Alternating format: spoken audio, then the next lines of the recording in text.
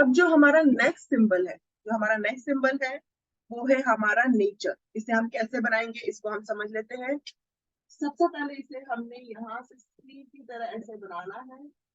Then यहाँ से curve करते हुए वाई की तरह, इस तरह से। तो इस तरह से बनेगा सिंबल ऑफ नेचर। तो यहाँ पे जो जेम स्टोन रहेगा वो है मोस्ट अगेट, और फिजिकल बॉडी यहाँ पे हैंड रहेगी, और कलर यहाँ पे ग्रीन रहेगा। इसे आपने ग्रीन कलर से बनाना है। यहाँ पे ये जो नेचर सिंबल है ये क्या बताता है, बेसिकली इसको समझते हैं। ये आपको हेल्प करता है, कनेक्ट करता है नेचर के साथ। यानी कि आपको लाइफ में आपके नेचर के साथ कनेक्ट कर रही। नेचर आपको बहुत सारी चीजें देता है, जैसे आपके लिए बहुत बेनिफिट, जो चीज आपके लिए बहुत बेनिफिशियल होती है।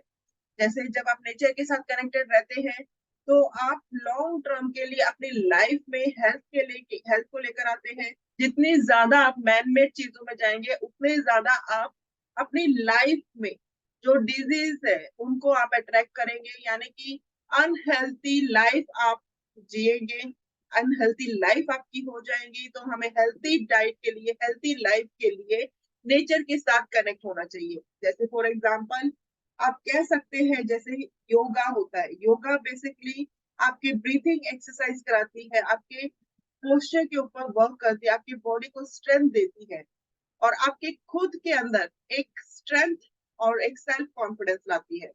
यानी कि वो आपको नेचर से कनेक्ट कर रही है।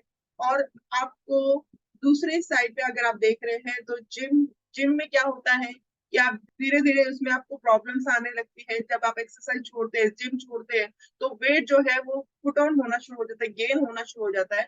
बट योगा में नहीं होता है, क्योंकि वो बैलेंस करता है, वो आपको नेचर के साथ बेसिकली जोड़ता है, तो वो लॉन्ग टर्म के लिए बेनिफिशियल होता है।